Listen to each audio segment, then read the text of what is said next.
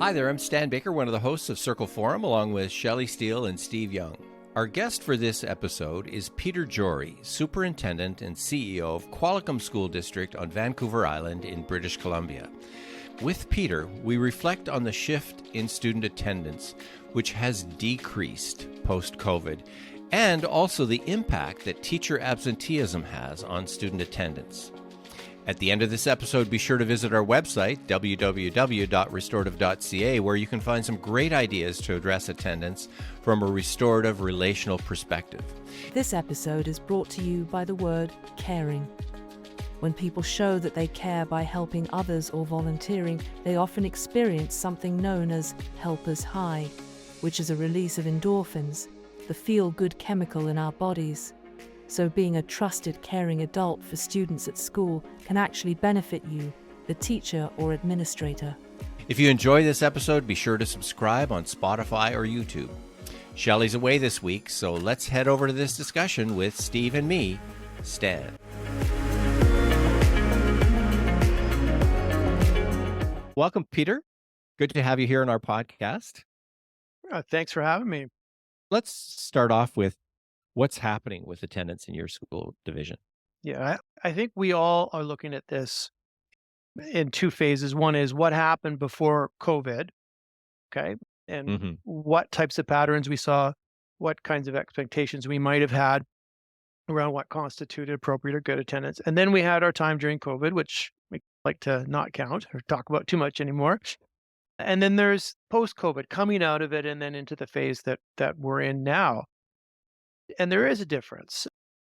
Before COVID, I think there were fairly strong expectations in schools, in the workforce, in society in general, that you had to actually physically show up. And that there was a sensation there that if you didn't show up consistently or as often as you possibly could, that was going to cause harm. It was going to be to your detriment, that there might be a consequence. And then we had the pandemic, and various jurisdictions responded to that in a variety of ways. And in many, it was, you need to stay home now. We're telling you to stay home. And then as that phase changed and adults and students were told to come back, they came back in varying degrees. We can see statistically the difference there. Students would have been in attendance 90 or better percent of the time prior to COVID. Now, I got to put a qualifier in there. The way that we calculate attendance is a little bit different given our current system. Previous systems would have perhaps broken up the day into partials. If you were in a 4-block timetable, for example, as a secondary student, if you were there 3 out of 4 blocks, that would count or be computed as 75% attendance. And in the system we have now, if you're away for any part of the day, it counts as an absence. But as a reference point, since we've come back, we typically see attendance as more of 84, 85%. Attendance drop off in places. But all the adults will tell you that the students are away more often. And especially in high school, there are a greater number of students that struggle to get to school on a regular basis. Let's just talk about staff absenteeism, because that has an impact on students too. The adults are away more often. Our replacement costs are way up. They've been rising for a decade, but then there's a steep bump up in this post-COVID era. And in our little district, we're in budget, I can tell you, it's gone up $1.2 million in the last decade per annual, and that's a fiscal challenge for us. But as far as culture goes, continuity goes, relationship goes, you both are educators, you understand the currency we're talking about. And having that consistent adult in your life as a student is important. It's very important in elementary. It's still important at secondary. Don't tell us it's not. And when you get different people that you have to interact with, get to know, that you need for them to know you and your needs. And when they're brand new in the building and in your classroom, they won't to the same degree, for sure. That poses challenges for our kids. It makes them uncomfortable. It makes them anxious sometimes. But it also does have an impact on the continuity of learning. If you replace them with somebody that doesn't have that continuity, that understanding, there's a bit of a price to pay there for sure. Well, I've often wondered to somehow track attendance of students related to the attendance of their teacher. In other words, I'm not going to school because it's not my regular teacher today. And would there be greater student attendance in a classroom where the teacher was there the vast majority of the time versus a classroom where there's a constant turnover of teachers and where the students will start to drift away? I've had that conversation with a parent a few years ago. Well, why should my kid show up? We've had 5 different teachers this year. Just send the work home kind of thing. What kinds of things have you been able to be part of that have addressed some of these kinds of things? Let's start with the students, for example, in terms of the change in attitude of students, and I would say parents too, post-COVID. We're in the very beginning stages of this, and I'd love to be able to tell you that we've made big inroads with student attendance. We're not there yet. What I will say, though, is it is something that has been raised frequently over the course of the year, and we're coming at this with a bit of a strategy. And the first part of it is to amp up communication with the home. What we're doing as a system is we're getting together and we're going to be setting thresholds and saying after this many misses, this communication is going to go home. After this many misses, additional communication is going to go home. And after a third one, we're going to send a communication and also a reference to our school-based team. If that student hasn't already come up, that will be entered into the conversation and make sure that there is an intervention there. There's other items too. And that also will involve the teacher communication. And I think that part is critical. Us sending the letters home as an office is a part of the shared responsibility of this. And it sends a message to the teacher that an office is doing this as well.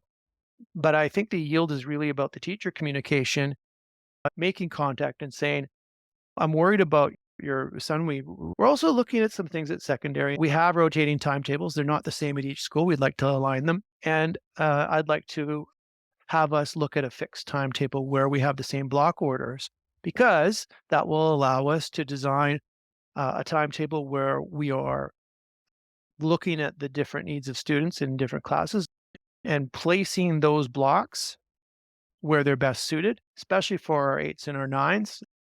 Having our academic classes perhaps in the morning, and then having our elective or exploratory classes perhaps in the afternoon will have some impact there. Being linear at 8 and 9, meaning all year long for our classes to cut down on learning loss, but also to increase the level of commitment, community responsibility. We've also talked a little bit about later start. I launched a little bit of a conversation around that in the fall. We had a survey that went home to parents, students, staff. We got 2,000 responses. And I can tell you, for a district of our size, that's massive. Yeah, we're 4,500 students, and to get nearly half of those households represented in that one way or another is pretty profound. Bit of a mixed bag on the concept, but what we're not able to do is get it over the finish line. Of course, what's the problem? Busing. But and when we get our busing software up and running, and we're able to get a really good handle on our student population, our ridership, as it were, we'll be able to make some inroads on this. I think it's really good that the issue is being raised. I think that's where it starts, right? If we're going to have any impact here, we can't just wait for it and hope for better times and better luck, that we're going to need to have a local solution. I just to make the observation that I think we traditionally attendance was dealt with almost in a punitive manner, that or a lecture manner. You need to come to school, and if you don't, this is what your problem, and you're the one missing out. And now you're looking at it. What you're saying is you're looking at it from what are all the variables that can contribute to attendance. Yeah. It's not just about you better come to school or else. It's almost like we got to repackage our product and sell it better. And we have to look at some of those things that we've got an agrarian school system that's been going on for 150 years, a whole lot of things, because what COVID did is it gave people a taste of what school could be like in a different way. And some of them liked it that way, and they loved this thing. So we really have to really look at the whole picture, not just more letters and more attendance counters and more people telling parents they have to get the kid. Yeah. I think the communication has to happen. Often people are a bit surprised when they see the numbers add up, Not a right? I bit didn't, surprised, a well, lot surprised, a Yeah. lot surprised. and it doesn't matter what the number is. What? I've missed 5 already. I've missed 20 already. My son's been away 40 times. I didn't know. We do need to change some things in the system. Some of these long-standing traditions that we have, the bell schedules and the timetables, they're like the pyramids. They're so hard to move. And I'm in this conversation right now. I was at a school this morning and I got a lot of pushback. I'm going back this afternoon so they can give me some more.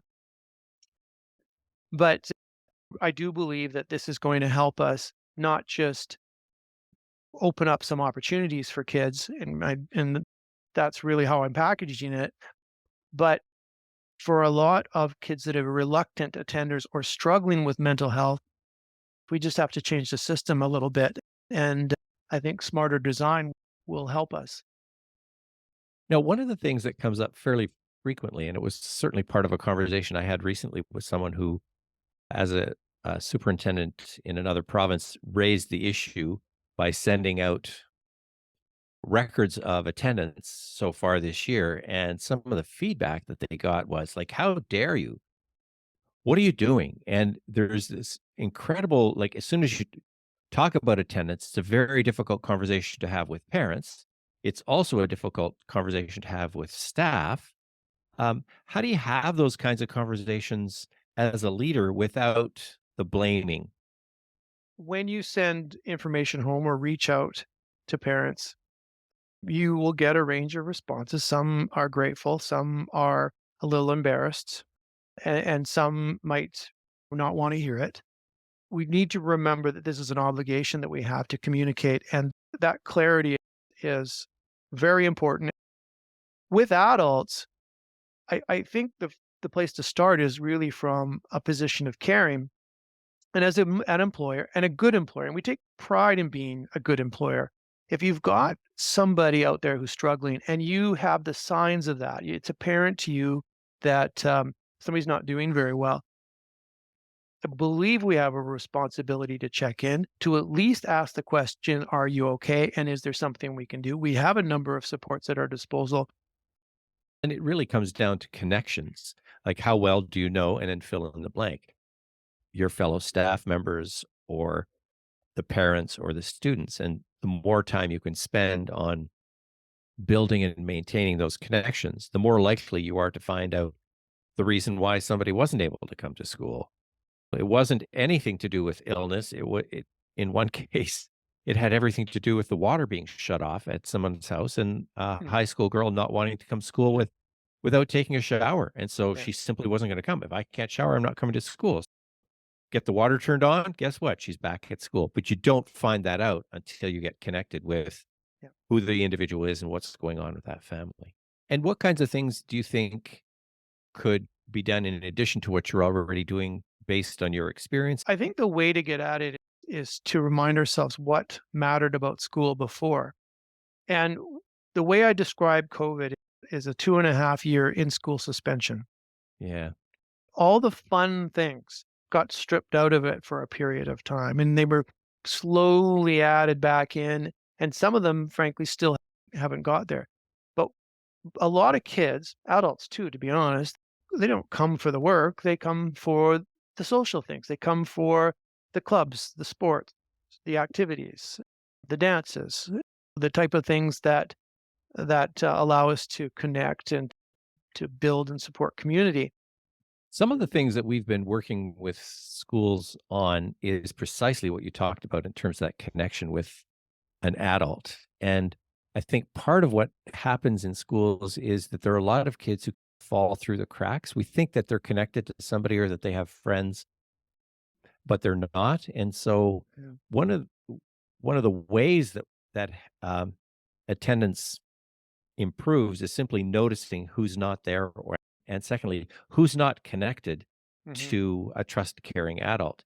There was a high school in Toronto that changed the culture of the school by simply having the teachers say, okay, these 3 kids are going to be your kids for the year. All you have to do is say hi to them by name in the hall and give them a card on their birthday. Just that. Just that. And they turn the culture of the school around by connecting with those kids, connecting them with an adult. Yeah, that is a wonderful strategy, and I would support that happening. Yeah, I'm smiling though because this information was presented back, obviously, to our admin team when I was a young teacher, and and we what occurred as a result of that was a little less sophisticated. But I remember being assigned a student. I didn't pick him. I was assigned a student. I didn't know him very well, but he was identified as being somebody that needed to make connections. We had a few awkward moments there. I'm like, "Hey," he's like, "Hey." Yeah, yeah, exactly. I didn't know Why are you him very talking well, to and me? he didn't know me, and he's like, "Why are you talking to me?" Yeah. But no, I absolutely agree that when done well, that can be a game changer. Oh, it's interesting. We had something similar to your story. A principal had identified a student that he was going to connect with, I think a girl in grade 7. And so he was walking down the hall with her, talking to her for the first time, and she just stopped dead in her tracks. And she said, "What the hell, Mr. B?" And he goes, like, just saying hi and stuff like that. But you know what? 2 days later, she came to him and asked him about something and actually started to build a connection. When I first was a vice principal, we didn't do a lot of in-school suspensions. It was you had a detention or you were sent home. And then we started to transition more into using that in-school suspension for those serious types of behaviors. What I found, and this was really interesting, we take a kid who we wouldn't have had a relationship, they wouldn't have talked to me, out of choice at least. And after them spending 3 days parked outside our office, inside our office, I'm the person that's doing errands for them, getting the teachers to come down and see them, support them with their work, maybe supporting them directly with their work myself when I'm not tied up doing something else. The next thing that happened is when they were reintroduced to the rest of school, now they're saying hello in the hallway. Now we have a relationship. Now we're actually chatting from time to time, right? And it happened more times than I can count. I was the principal of a 6 to 12 school, and when I took over there, there'd been a lot of talk about keeping the younger kids and the older kids completely separate. And very quickly, I tried to break that down, and in many ways, was successful. And it was really about leveraging the ability of the older kids to support the younger students, coach their teams, run the sock hops at lunch, be in their classrooms as peer helpers, be peer leaders for different things. And once again, building those relationships. And it was a school where we could have some behavior from time to time, but the older kids became very cognizant of the younger kids. And if somebody was standing there being inappropriate, their buddy would hit them when the younger kids are coming by and they'd say, "Little ones," and then they'd smarten up for a few minutes and then carry on. And just had lots of, I think, positive experiences by building that bridge between the older and the younger. And I know that our younger kids appreciated it very much. Yeah. And in terms of attendance, kids feel more comfortable and more welcomed at the school because they know more older kids. They're more likely to come. If I'm a kid and I really like being at school, I'm going to make sure I get to school on some of those days. Maybe I don't, but I really like being there. It's really interesting to me that we're talking about students being in school, student attendance, and the conversation has reflected the complexity of student attendance. There's all kinds of reasons. Just as we wrap up, are there some simple or small step suggestions that you would make to others in terms of addressing attendance, even specifics in terms of your school district? Like I said, we're operating on theory right now, and we discussed some of the pieces that are generally accepted as good practice. I know that in BC we talk about one or two adults that care about you as a data point, and there we have a series of surveys that come out over a student's career in school that allow them to speak to that, and that matters. Having peers, positive peer relationships your own age, and generally making the school a supportive place. We talked earlier about the punitive aspect that doesn't work anymore, and we still have to have consequences at the end of the day.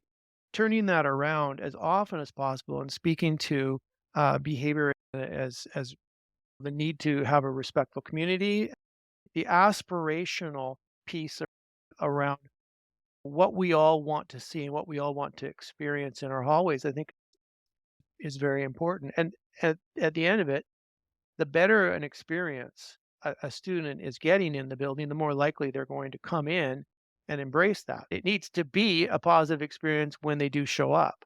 And so as much as we can possibly do that, I think that should be a priority. We've got some things on the go here, and we'll see how they land. But I'm hoping to be able to say by this time next year that not only are things moving forward from an anecdotal perspective, that we can report that, yeah, actually, kids are coming more often, adults are coming more often. Thank you again very much, Peter. Really enjoyed this conversation. Thanks to both of you.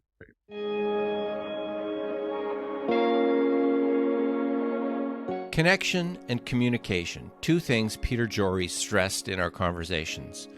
We also touched on caring and culture in schools and how important it is to examine and change those practices that will enable students to attend more frequently. Find out more about our work with restorative practices and student attendance at www.restorative.ca. Email me, stan@restorative.ca. Caring for others, students and staff, benefits the caring and the cared for.